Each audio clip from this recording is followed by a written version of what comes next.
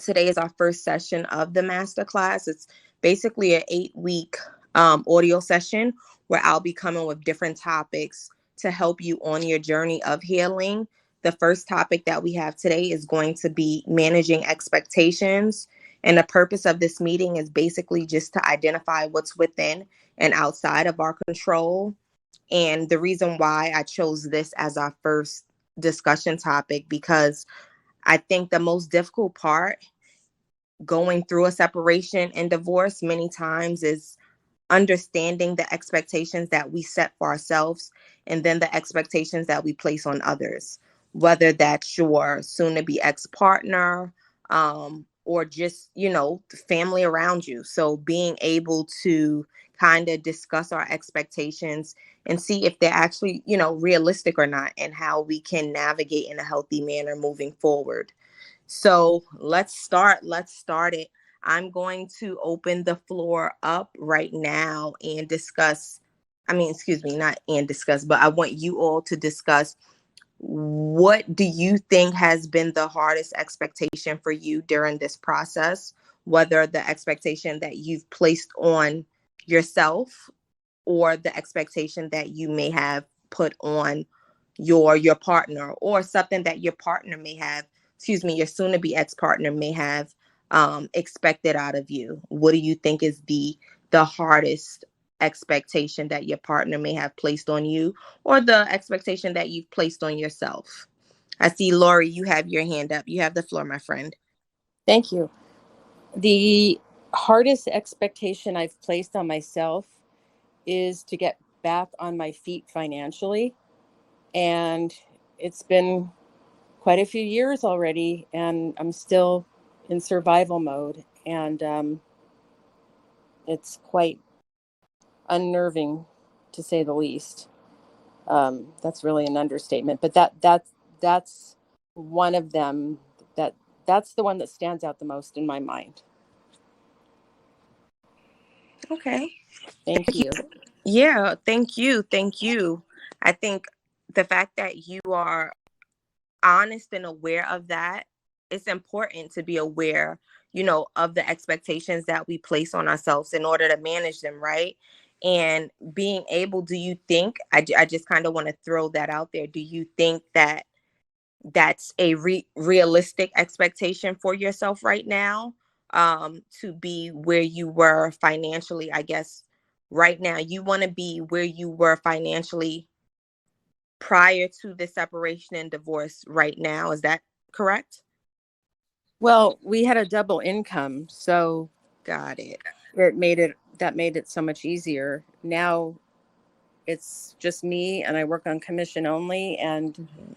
that makes it even harder. And so I'm not looking to be where I was when I was married. I'm I would just like to be able to pay my bills every month and be able to save even a little bit. And I'm so far from that. So that's where I am right now. Okay. And that it makes sense going from a two-person income to a one-person income. That's a huge jump, right? So, and this is why we, I think it's important for us to speak about, our expectations versus the ones that we place on ourselves, the ones that we place on others, and just the reality of where we are during this time in our during this stage in our lives. Being realistic with ourselves, like you said, you're not, unfortunately, right now where you are currently at, you're not going to have the income that you once had with that two person house, excuse me, two-person household. But give extending yourself that grace, and I don't know what it looks like for you moving forward, but knowing that, trying to do things to manage, I guess, your livelihood. I know that is definitely very tough going from two to one, but being able to not place that extra pressure on yourself. And again, I know that it's easier said than done when the bills are piling up and you're just like, how am I going to make these ends meet right now? Because I have to survive. And it sounds like not just you, but many people are currently in fight or flight mode, right? and it's hard for them to see the end of it and think positive while they're in the thick of it, and finances are just out of the roof, and everything right now with the price of inflation, right? Everything right now is just going up. It's hard for people to actually survive right now. So that is definitely a hard expectation, like, but I understand why you have that, because you're going from two incomes to one. Is there anyone in the room that may have a suggestion to offer? Well, let me not ask that. Are you open for feedback right now, Lori, before, because I don't want to just kind of throw you out there and say, Oh, you know. thank you. I appreciate you checking with me first. I am. The only thing that I would not be able to do right now, if anybody was going to or is planning on suggesting it, is to change jobs right now. I don't have the capacity to do it right now because of a number of things. Other than that, I'm open. Sure. Okay. No, I love to check in, even though, like I said, this is the master class. So this is more of feedback, giving advice. Most of the audio sessions runs kind of like on a processing um, level, but this one is more informative. And I still like to ask consent, even though this is a space, that this is a room where you're going to be receiving like some knowledge and insight and different perspectives. I never want to just push that on people, even though that's technically what this space is for. But I like to still honor where you're at currently without like pushing myself or anyone else on you. So, thank you for that, Lori. Does anyone have any feedback for Lori when we talk her, her expectation right now? The topic of the group is managing expectations during separation and divorce, and talking about what's within our control and what's out of our control. And right now, one of her expectations that she's, placing on herself is about finances, coming from a two income household now going to a one income household.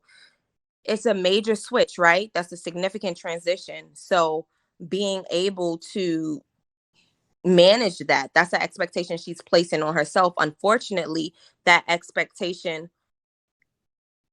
was placed on herself because of this, divorce and separation. It's not something that she can change. So the reality of it is, this is something that it goes with anybody when it comes to, divorce and separation. Many of the members in here, their finances take a hit.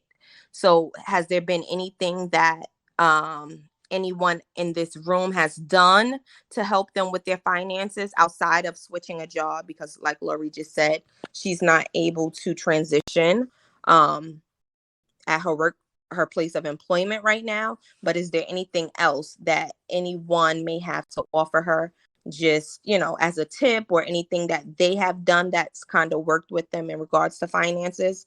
I know finances is a big one, and it's not always easy. So if no one has anything, I do understand that. But if you do have something to offer, please share, because many people are trying to increase their incomes right now. And divorce and separation is not cheap, right? It's definitely not something cheap or easy, just going through the process within itself. And especially if you have children, that's a whole nother layer. So if anyone has anything, please feel free to share. Hello, Tiff. Welcome, Tiff. Welcome, Andy. Welcome, V. Good evening, beautiful people. Good evening. Good evening. Tonight's topic is managing expectations during your separation and your divorce process. We're opening up the floor to talk about what's within our control and what's outside of our control when we discuss managing expectations, just because that's a major it's important when we talk about separation and divorce, right? So we were just talking about finances and how that's a major expectations some of the group members place on themselves, because they're going from two income households to one income households. So trying to get their finances in order from where it previously was to now and kind of getting it back from where it was. Is there any other oh, Tiff, you have your hand up. You have the floor. I think it's funny.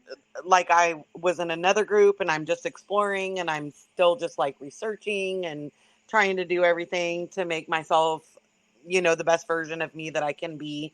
Um, but it's funny because just the topic that you guys are discussing, um, I actually, because of our situation, filed pro se. I did all the research, educated myself so that I could save us money. And when I filed because it had been an entire year and he still wasn't, there, like, I had asked, let's go to counseling. I had whatever. And he was like, nope, I'm not the superhero anymore. If you want this fixed, you got to fix it on your own. Everybody knows it takes two. You can't fix it on your own, whatever. And with that being said, with our financial situation, we had moved from Illinois. Both of us gave up our careers, and it was known that I was going to be a stay-at-home mom again. Um, and so I gave up my career because there was no place to transfer, and he gave up his career that he had for a ton of years, um, to do something, a dream, completely different than what he was being said. Here we are, we're getting divorced and we don't have enough money. We're living beyond our means. We're, whatever. And I'm thinking that I'm doing the better thing by filing pro se. So, because we have an agreement, like, we want to, me and the kids to stay in the house, this, that, and the other. Well, then things changed with him, and now, of course, that's not the plan, and whatever.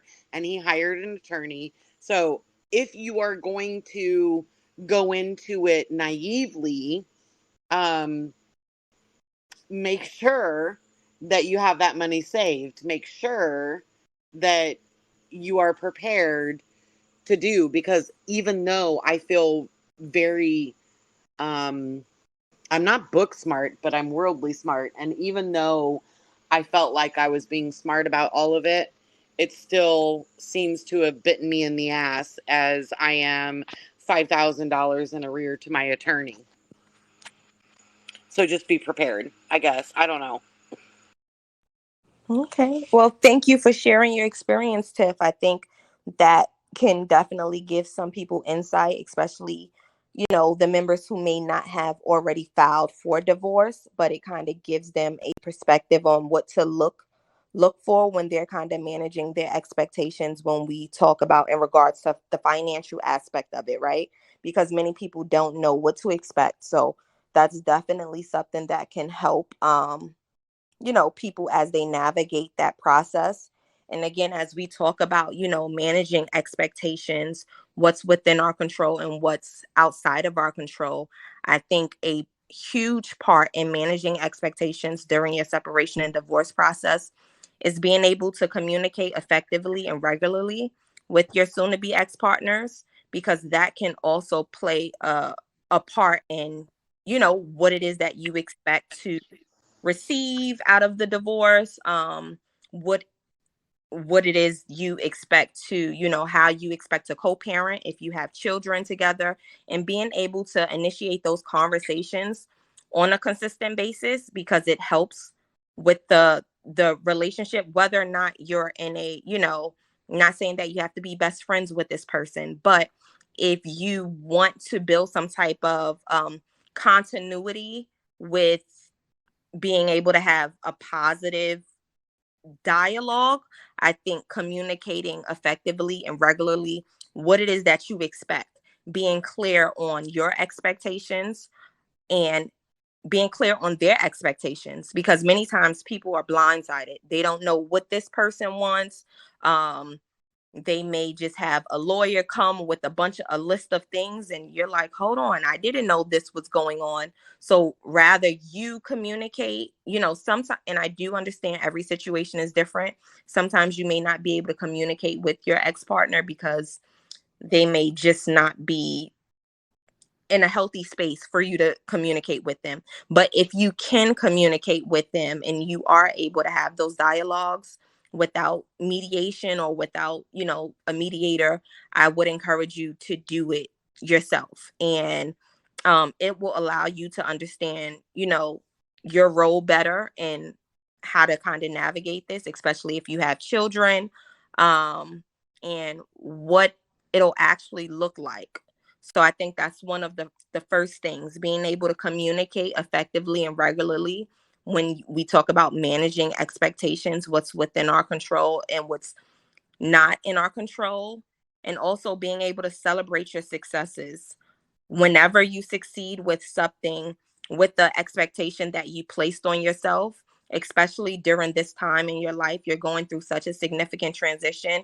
It's easy to be hard on yourself and beat yourself up about things. So if you have an expectation that you placed on yourself, for example, Lori, if you're able to make a few extra dollars, this month, I know that your finances look totally different compared from going to a one person household instead of a two-person household. But say if you happen to work a few extra hours, celebrate that.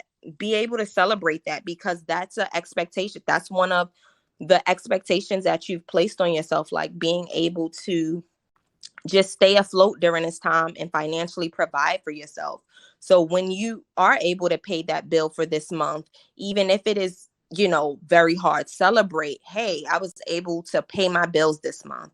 I'm thankful that I was able to have the money. It was hard, but I'm thankful that I was able to, work for the money to pay the bills this month. I was thankful that I was able to eat this month. Like everything that you're doing right now, those are not um little goals. Like you are completing a lot in your life, in a point in your life where your life currently looks different. So being able to celebrate that, I think you need to honor that and honor the space where you're. Oh, I see some hands up. Tiff, I see you, and then Kathy has her hand up. I just want to say, when you were talking about expectations and all of that, it is one thing when it is coming to an end and you're trying to be amicable, and you think, okay, 30 years, we can do this. We can, split separately, whatever. Um, to keep in mind that people do change their minds and they do change their attitude, and just don't be naive about the fact that he or she could say, yeah, this is what I want. This is what we need. This is, what's in the best interest of the children. But be prepared for the fact that it may not turn out that way. Definitely. Definitely managing your expectations. That is a major part of managing your expectations, being ready for anything. Like this is something that you may have in your mind. You may imagine it one way and it may turn out a totally different way. So kind of coming to terms with being ready for whatever, life has to offer you in this situation, and not making up scenarios. I think an important part of the separation and divorce journey as well is being able not to just make up. Many people go down a rabbit hole, right? They make up scenarios in their minds and they get consumed with, the what ifs. So not even navigating towards the what if, just being able to practice kind of radical acceptance. Of course, right now, the situation of separation and divorce is not ideal, but whatever is to come is going to come.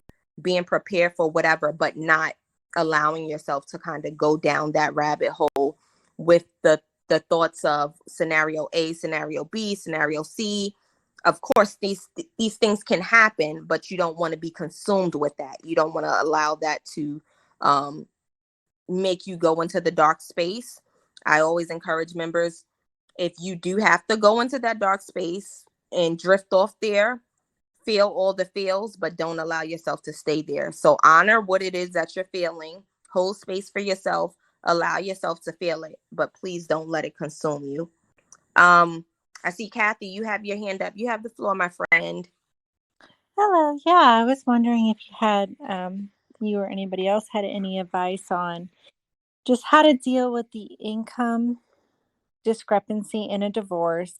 Your ex just kind of living a lifestyle that you were accustomed to, but you can't do anymore, and trying to see the beauty in regaining your control of your finances and your destiny and your life path, and trying not to let that bother you. And, just trying to keep your mindset set on what's important in life and the day to day, being mindful, appreciating what you have, and not letting your ex, kind of get to you, because the process is really hard. And, they may be doing things either within their means or out of their means, whatever they're doing. It comes a point where it doesn't really involve you anymore, but it does affect you because you're not out of it yet. So how do you deal with that? Definitely, Kathy. I want to thank you for sharing. I'll give you a couple of words and then I'm going to open it up to the members if that's okay with you. And they'll be able to share, I guess, their insight on how they've coped with it. One thing I would say, I encourage members to try to practice like cognitive restructuring. And all that is reframing your thought process. Again, I know sometimes when you're in the thick of it, it's hard for you to see outside of the darkness. But anytime a negative thought or any type of self doubt or negative self talk kind of comes in your mind, shifting that, I know a lot of times it's easy for us to go straight to the negative, right? But as we all know, every rocky road is followed by a smooth pavement. I try to practice mantras and I make my own, or I kind of go online and I look for different ones.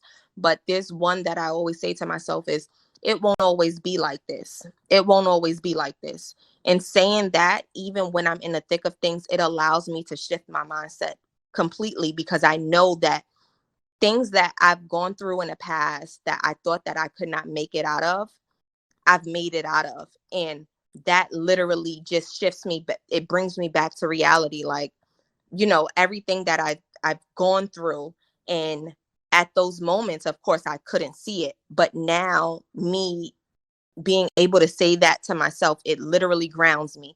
It won't always be like this. Emotions are fleeting. Like saying those things, and also saying that I have the pen to rewrite my story at any moment, and reframing my mind to know that this is a new chapter in my life. It's not an ending.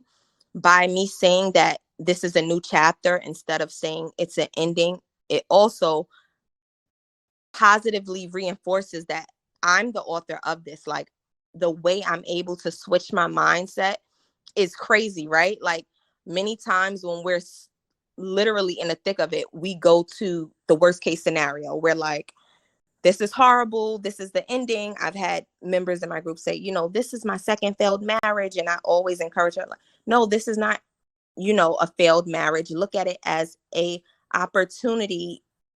This is your second opportunity to now learn what it is that you really want. This is your second opportunity now to know, what you will, settle for. This is your second opportunity to now know, what you'll tolerate. This is your second opportunity to know what you expect. This is your second opportunity to now experience a healthy love. This is a second opportunity to, rewrite the chapter of your book. So all of that. And again, everything is different for everyone, but practicing cognitive restructuring allows you to ground yourself and not think about the negative thoughts, even when you're in the thick of it, because it basically just brings you back to reality. Like the things that I've gone through in the past, look, I've made it out. The people who I thought that I could never live without in the past, I've look at me living living without them, like all of that, just kind of replaying the things that you have previously said to yourself that were probably negative, and now you're living life and you're doing it. Try that. Research has shown that it is definitely effective. I've practiced it, radical acceptance, and just meditating on knowing that it won't always be like this. Even though you're in the thick of it now, things do get better. Of course, that sounds very cliche, but again, you have the pen to rewrite the story the way you see fit. You're able to take out, the characters in a story that you no longer want, and re-add some new characters, and literally manifest and vision the way you want your life to be. It's never too late. I had a guy in one of my groups. He was 75 years old and he was filing for divorce. And many people told him, like, you're older. Why your life is over. Why are you filing for divorce now? But he knew that he wanted more. He knew that he deserved more. He knew that he was worthy of more. Instead of just sitting around and becoming complacent in the relationship that he was in, he said, no, I'm it's not too late for me. I can still live my life whether I'm with a partner or not. Of course, it would be nice for me to have this partner. I've spent so much time with her, but right now we're both not equally yoked. We're on different, playing fields, and I don't want to continue in a way that's unhealthy for my mental health and for my sanity and my peace of mind. So, sorry, that's just my TED talk for the night.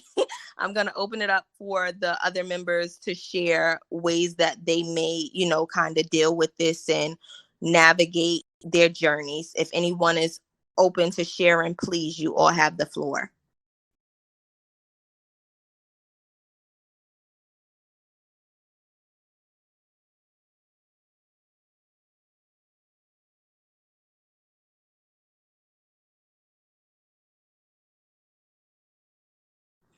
How do you all deal with those thoughts when those thoughts, those negative thoughts come into your mind? How are you able to cope with that? How are you able to manage that on a day-to-day basis?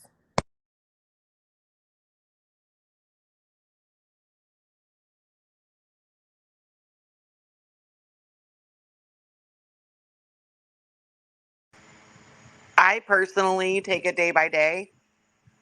Um, Not even gonna lie, I was in groups before this, and before that, I was on YouTube watching a video, questioning myself about being a narcissist because that's what they do. They program you, they whatever, and um, I know I'm a strong person. I mean, I was 17, no, 16, had a child, went before the court and was like, look, all these yahoos are supposed to be my guardians and they all suck and whatever. And I just need to be left alone to my own devices. Here's my lease. Here's my school. Here's my job.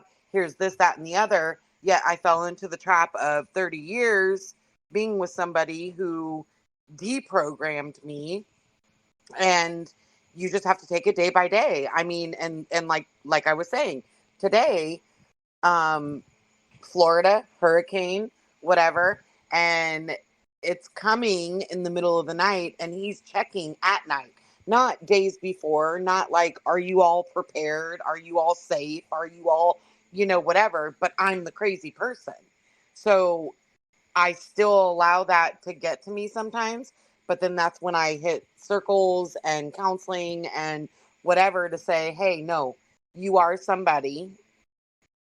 You belong. You're good. You're, whatever. And you have to talk yourself back up. I hope that helps. Thank you, Tiff. Thank you for sharing. Is there anyone else? Wait, really quick. I heard that you were in Florida. Are you okay? Was anything affected? Anything damaged on your end at your home? I was 100% prepared this year and I felt something weird about it. But ultimately, no, we are fine. We did not lose electricity, nothing. Tampa Bay, I am a suburb of them. And that's where it was coming to and where it did come to. And they're suffering big time, and it's literally only a 20-minute drive. But because they're on the bay and the bend, um, they were pretty devastated. So lots of extra prayers is great. Um, but ultimately, no, my house, my home, my family, we're all good. Well, I'm glad that you're good. I'm glad that you're good. Um, so I do want to just kind of offer to you all, when we speak again, when we speak about managing expectations, what's within our control and what's outside of our control, I want you to kind of think about when you go into new situations, just asking yourself, what do you expect to happen? Ask yourself if your expectations should be this way. Where did these expectations come from? And are they realistic? When you feel disappointed, try to think about whether it was realistic to expect what it was that you were hoping for. If so, make a plan for getting what you want next time. If not, think about how you could manage your expectations better. Many times, our expectations up against reality, like we have, especially with divorce and separations, our expectations can definitely impact the way we feel going through the separation and divorce, and we can hold on to a lot of resentment. It can cause us to hold on to a lot of disappointment, a lot of anger, and those emotions don't allow us to move forward in a solution focused way, holding on to that anger or holding on to that grudge. And of course, you're entitled to feel all the feels. Your feelings are valid. But when we talk about charting a renewed path, when you chart that renewed path, we want you to be able to move forward in a solution focused way. And in order to do so, we have to let go of some of that anger. We're going to have to forgive the person. And of course, it's not going to happen right now. And this is why these are things that we'll be talking about through this 8-week process, because it is a process. It is a journey. You're not just going to get there overnight. But when we discuss managing these expectations, that is one of the things that is at the top of the list, because your expectations go along with your emotions. They both coincide and they reflect one another. And when your expectation is, when you're disappointed because something didn't go the way you wanted it to go, again, it can cause so many different feelings, right? So kind of just asking yourself what it is that you want out of this situation, with whatever expectation that you've placed on it, managing those expectations, what it is that you hope to get out of it, what it is that you hope to receive. How do you, Tiff, I see you have your hand up. You have the floor. Well, I have, like I said, I've been doing this for a couple of years now, knowing that it was over for quite a few years. But like, you discuss these expectations and you hope that it will be followed through with or whatever. How do you get to the point where you accept and deal with the fact that, okay, you had these expectations, but they're not going to work? And how can I go about it another way that is still positive? So with the expectations, these are the expectations in regards to your ex-partner, the expectations you're placing on the partner. Is that correct? Is that what you're referring to? Yes, the understanding and doing right by our kids and whatever. Okay.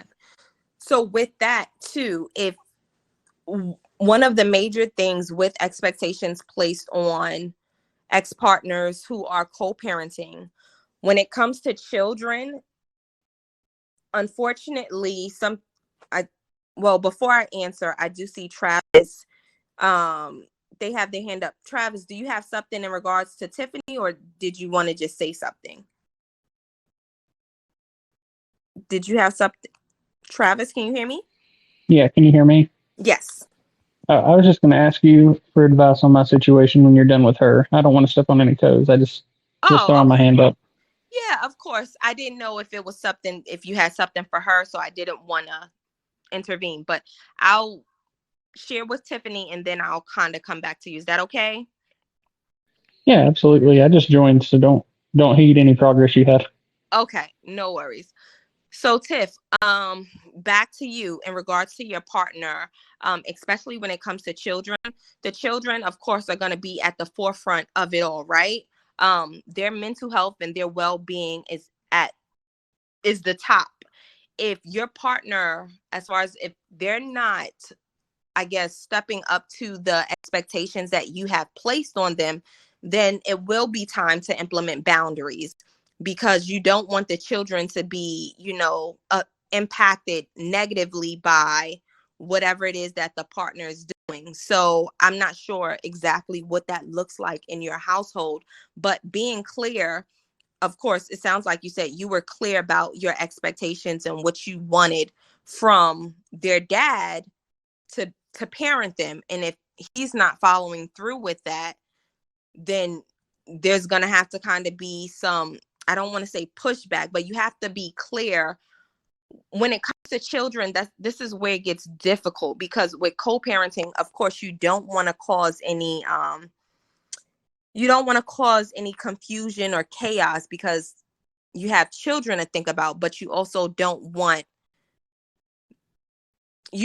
any chaos at the expense of your mental health, because you're simply trying to provide a stable, nurturing, and healthy environment. So Or if the children, or you don't want to, I don't want to subject them to him and I not Mhm, being able to get along or not being able to communicate. And mhm, I mean, it's playing out right now, like in the sense of the youngest one has struggled for sure, and I mhm, mentioned it over the whole last school year, and here he is starting a new school year. We're like 3 weeks in, I think, and he's been suspended, and mhm. that's not. He got in so much trouble last year, and it was over. Well, I want to stay with dad because I'm gonna stay with my cousins and I don't have any accountability. Nobody's asking me about homework. Nobody's, whatever. And when he comes to this house, it's like, hey, what, look at your grades. What the hell's going on? Like, let's, Yeah. figure this out, and whatever. There has to be consistency across the board when Yes. it comes to co-parenting. All And homes have to be like, children need routines, they need stability, and yes. whatever you're doing in one home, it definitely has to still be reinforced in the other home, because that's when children are able to kind of like play against parents, They, and parents are and able to they play against. do. Mm-hmm. They're so smart, and they do. And I kept trying to tell the father that, and like, dude, quit being the, Disneyland dad. Like, it, this is your son's life we're talking about. And then And it'll it'll become more of, you're the authority yes, figure, and that's then not good dad cop. is the fun dad. So it has to be Yes. some type of consistency. I think you both being able to, well, you may have to take the initiative on this one, Tiff, and I know that you said you've done it, but seriously initiating a conversation, discussing what you both want, that's important, and especially important for the kids, and just kind of like, there has to be some consistency across the board in both homes. And not only that, I do think sometimes when we offer positive reinforcements to our, and I know this may sound like cheesy, but offering positive reinforcements to like your ex-partners to set realistic expectations. And I'm not saying like give him a gift or anything like that for him to do what it is that he's supposed to do, but when it comes to cultivating that healthy co-parenting relationship, if you see that he's being able to manage the expectations that you've placed on him, kind of just positively reinforcing by expressing like your gratitude. And again, I know that you shouldn't have to do that because he's a father, but most people operate, and research has shown, of course, most people operate when they are able to kind of get that reinforcement and just get that like applaud.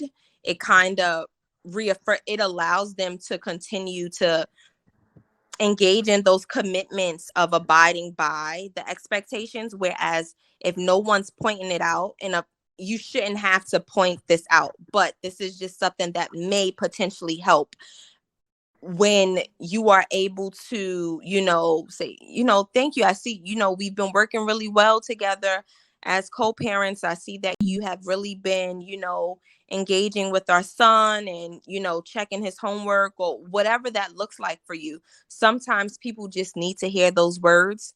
And I know that you may not want to do that, but sometimes being able to try alternative ways, like we've tried every way and those ways didn't work, so trying to just like, listen, I want to come from a place of peace. I want to be able to co-parent and being on, like, listen, I want to really be able to co-parent in a healthy manner for our children. Whatever you do with your life is your business, but I want to be a positive example for our kids and being open and honest about that, your expectations, what's important to him as the father and what's important to you as the mom, and collectively coming together and saying, these children are all I care about right now. The children being able to graduate and, seeing us engage So, in. so let me just say, okay, I did everything you said. Okay. All of it, all of the above. And I told you 2 years into this, and um, when I tried all of those things and they did not work, I decided that I have a friend who is a child therapist, and she's like, look, I had to give my daughter, I had to let her go. I had to, just accept the fact that she was going to be the way that she was being. And I'm only sharing this because I want other people to know. But you're like, your attitude was my attitude, and it's everything I tried.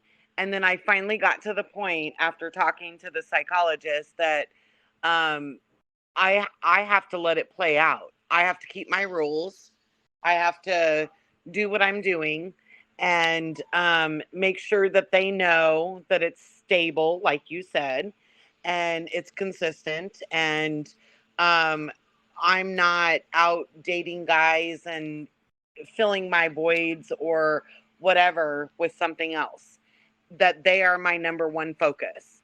And with that being said, um, he just started his high school career, and he started football in the summer. We were so excited. I was like, this is going to be his turnaround, because he was like suspended like 3 times last year, getting in so much trouble at school. And then all of a sudden, after a month of practice, he quit. And I'm like, that's not cool. Like, you're not going to be able to play. I want to see you. I this, that, and the other. Dad's like, whatever. And he's doing he fought for the whole 50-50, so he doesn't have to pay child support, but doesn't even realize what that means. But anyways, all of that aside, he got in a fight this last week at school and was suspended.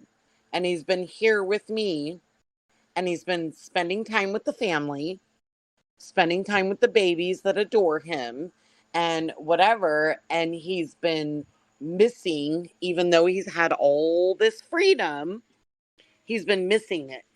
Right.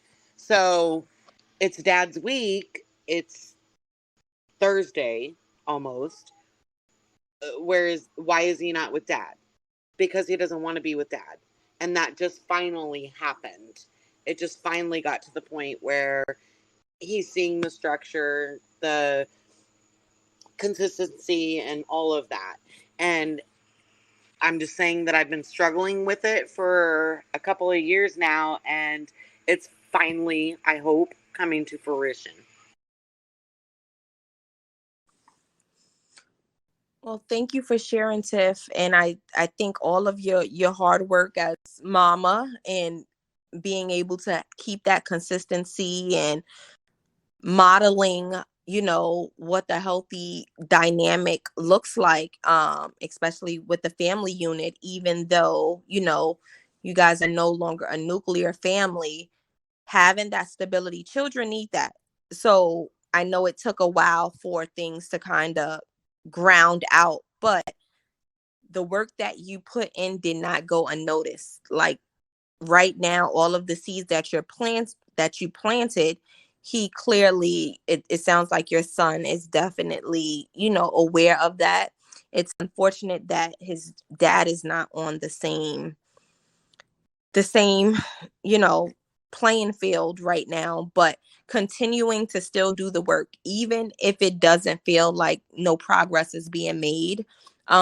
Still continuing to attempt to co-parent in a healthy manner, despite the lack of efforts, I should say, from the father. You can't worry about what it is that he's doing. Essentially, when it comes to managing expectations, what he's doing is outside of your control. And that's the main, you know, what we're talking about today in session. What can we manage that's within our control and outside of our control? You can't manage his behavior, but you can manage your own. So you can manage how you react to his behavior. You can manage the consistency within your household. You can manage what it is that your child sees you doing. And that's basically what we want to ensure that you continue to do when we talk about charting a renewed path. Not worrying, and I don't want to say not worrying, because of course it may be hard for you not to worry about what it is that your ex-partner is doing, because that's still the father of your children, but not internalizing his behavior, not, again, that's outside of your control. So just focusing on what it is that you can do and manage the expectations that you place on yourself, and also the expectations that you place on him, knowing that it may not, it may not be a reality. It may not come to fruition, and coming to terms with that. It looks like we have 9 minutes left, and I do see Travis, you have your hand up, so I want you to talk. You have the floor, my friend. Welcome, welcome, welcome. So a lot of, I guess, two or three of these people already know my story in here, but forgive me if I break down because it's a hard day. No, it's okay. That's what we're here for. We are here to rally around you and give you the support. So this is a safe space, Travis. You have the floor. So I guess just looking for some guidance on what I should do. Um, my wife is moving out Friday.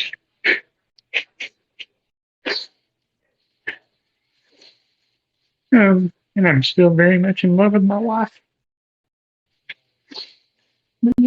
She's chose to move on, and I never had a chance to correct the things that she said was wrong. She held them in and bottled them up until it was too late for me to know to fix things. And says that I should have noticed the changes in her, but I just can't handle the fact of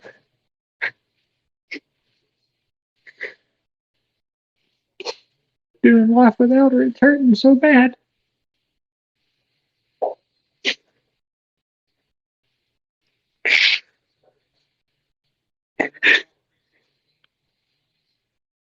And she doesn't seem to be hurting at all from it. And just 30 days ago, I had seen a Snapchat thing that was just like Luke, and that happened to be her ex-boyfriend's name. Well, I asked her about it. She was like, "That's a coworker," and my gut instinct was right. It definitely wasn't, because I came in about 2 or 3 weeks later, and they were talking about how they loved each other, missed each other, and how they were never ever each other. So I've wasted 10 years of my life loving someone that maybe never even loved me.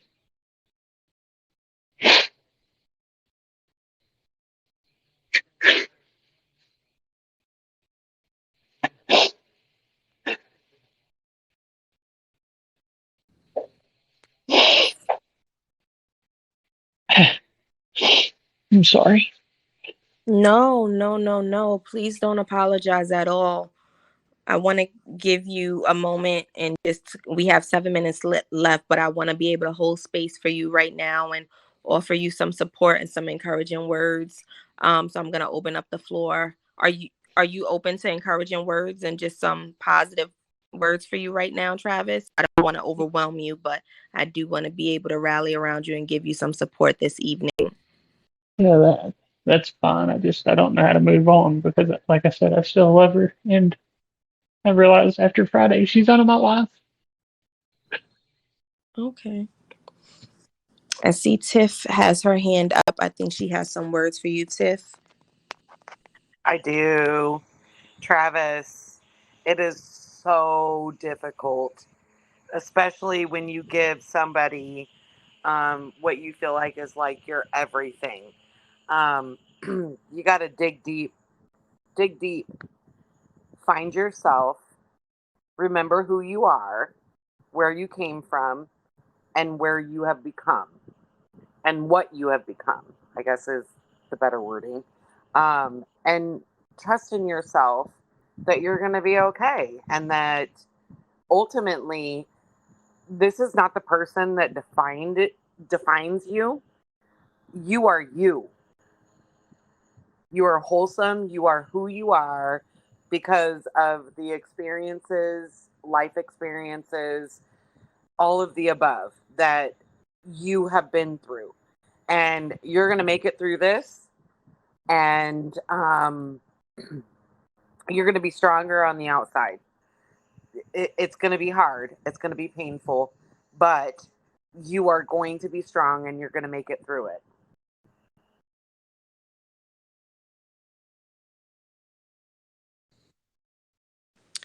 Thank you for that, Tiff. I also want to say, Travis, I know going through a separation and divorce is, especially you've been with your partner for so long, it's tough, it's hard. And I want to kind of piggyback off of what Tiff says. Like, you're worthy of a healthy love, and you deserve to be loved in a healthy manner, and you deserve to, have someone love you the way you want to be loved, right? And I'm sorry that you're going through such a tough time. And I know that you said you don't know how to kind of get past this. There's no blueprint for this, right?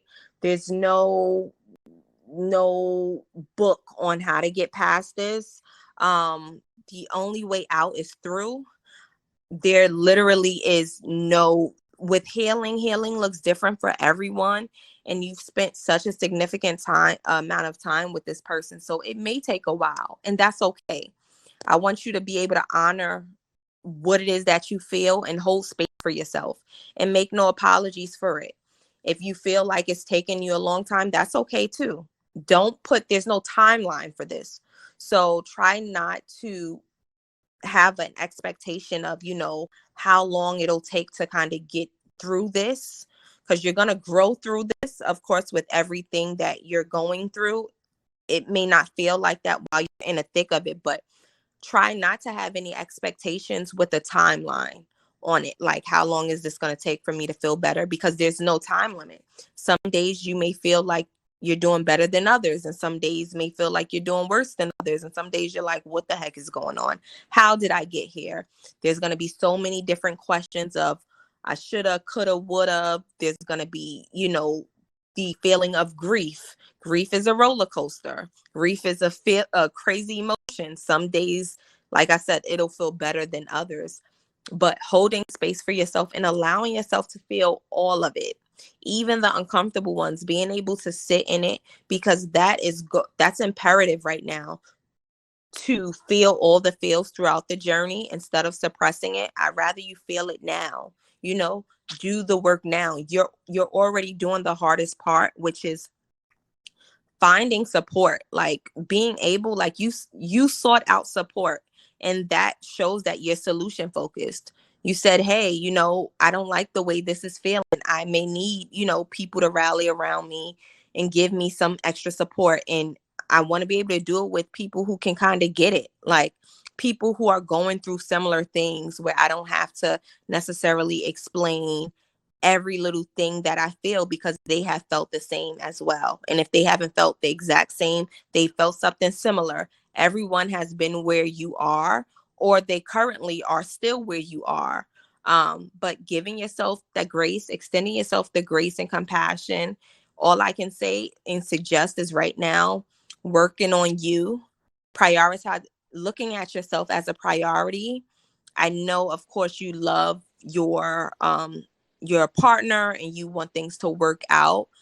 If that is something that is to come, reunification, if that is something that, she does decide to move forward with and you decide to move forward with, you don't want to just sit around and wait for that to come. So doing the work for yourself, working on you as an individual, finding yourself, prioritizing your self-care, working on your mental health during this time. So if and when reunification is a option, you're not just simply just waiting around for it. You've done work for yourself. So if it doesn't happen to be an option, at least you know that you were still working on yourself as the individual Travis, not Travis the husband, but Travis the individual, because Travis the individual still deserves love, whether they're a husband or not. How do I work on myself? I don't even know how to do it. Well, you can start by identifying things that you like, things that you enjoy. Try engaging in, hobbies that you may previously have done that you kind of stopped doing while you were married. Many times people, they lose their identities when they become married, because most of their time is spent just with their partner. So doing things that you like, doing things that bring you joy, upping your self-care, pouring into your cup. What are things that make you happy? Engaging in those things, and building community, getting back out there with maybe, associates or friends, people who you hold near and dear to your heart, spending more time with them. Um, those are things that can help you on this journey, and that's just a start. That's not something that's going to like fix it all, but those are the things that can start with helping you. I wish I had more time, but I actually have another room right after this, Travis, that starts at 10. So I thank you for allowing me to hold space. I hope that I can see you soon to kind of talk more about this. Thank you all for allowing me to hold space for you this evening. I hope you all have an amazing rest of your week. Please do things to pour into your cup. Make sure that your cup is filled this week. Prioritize yourself, up your self-care, and do things that bring you joy. Until next time, it's been wonderful. Happy Wednesday, you all. Have a great night.